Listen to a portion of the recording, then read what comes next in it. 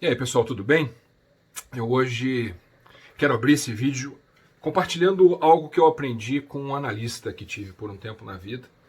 Esse cara, certa vez, me disse o seguinte: Alan, bom senso é uma das coisas mais desigualmente distribuídas entre os seres humanos. Me parece que em tempos como os que estamos vivendo, essa realidade se acentua e esse tal desse bom senso se torna ainda mais raro. Eu tenho conversado em grupos privados de trocas de mensagem em algumas oportunidades ao longo dos últimos dias, mas sempre no privado por um certo receio de como é que essas ideias poderiam ser recebidas.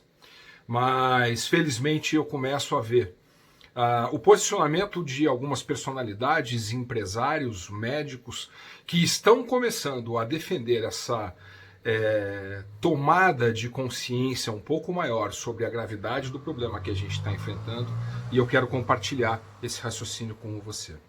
Nós estamos usando uma estratégia no mundo todo, especialmente no Brasil, de lockdown horizontal, ou seja, todo mundo fica em casa. Eu não quero aqui, em hipótese alguma, passar a impressão de que qualquer coisa nesse vídeo traz implícita uma desvalorização da vida ou uma relativização das vidas que são mais ou menos importantes. Pelo amor de Deus, absolutamente não se trata disso. Mas o fato é que, se nós continuarmos com a estratégia vigente, nós vamos, em alguns meses, experimentar o maior caos social que esse país já experimentou.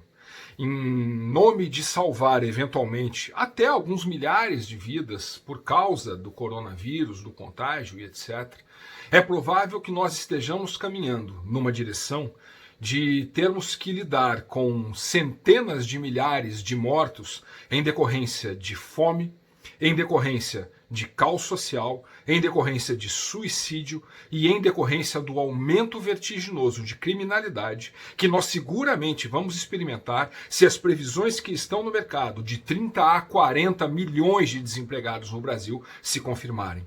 Um pai que não tem dinheiro para colocar comida na mesa da sua família, um pai que não tem recurso para alimentar o seu filho, é capaz dos mais variados absurdos. E essa é a realidade que, infelizmente, a gente está prestes a viver se nós continuarmos caminhando nessa direção.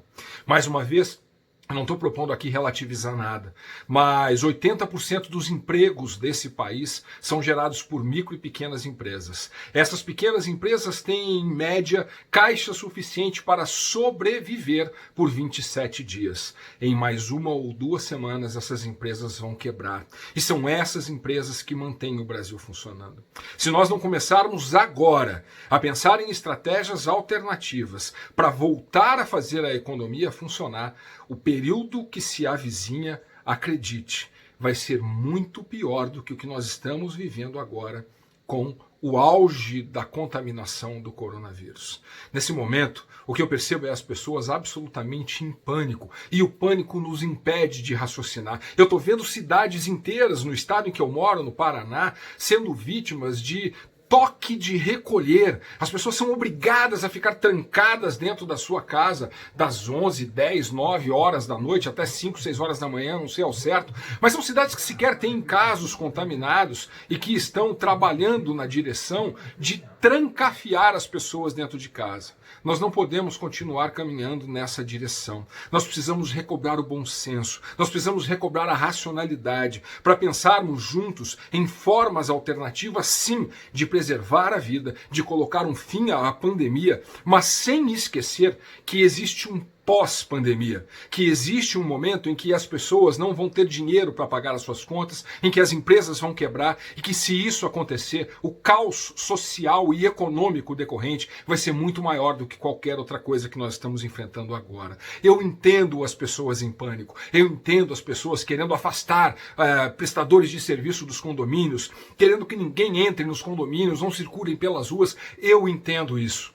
Isso é fruto de histeria coletiva na maioria das vezes, porque se nós pararmos para pensar de maneira racional, a gente vai ver que tem possibilidade de encontrar saídas de uma maneira alternativa. Eu tenho visto empresários se manifestando e aí o grupo vai na internet e posta: nunca mais entro na empresa daquele empresário. Gente, os empresários são quem pagam os salários, são quem geram os empregos, e é natural que esses empresários estejam preocupados com o que vai ser o futuro do nosso país.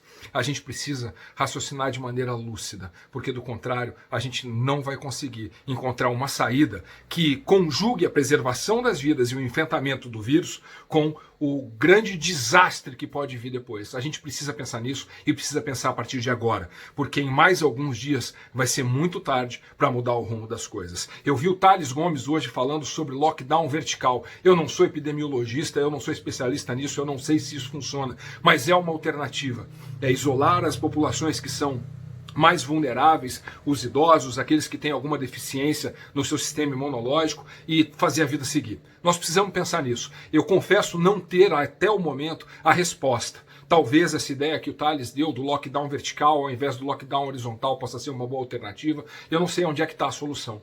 Mas se a gente não parar para pensar de maneira organizada, de maneira lúcida, recobrando o nosso bom senso, nós vamos caminhar para um buraco muito pior do que o buraco em que a gente está agora. Circula esse vídeo, vamos tentar fazer com que as pessoas recuperem um pouco dessa racionalidade, porque juntos eu tenho certeza a gente vai conseguir pensar em alternativas. Como eu tenho dito, vamos juntos.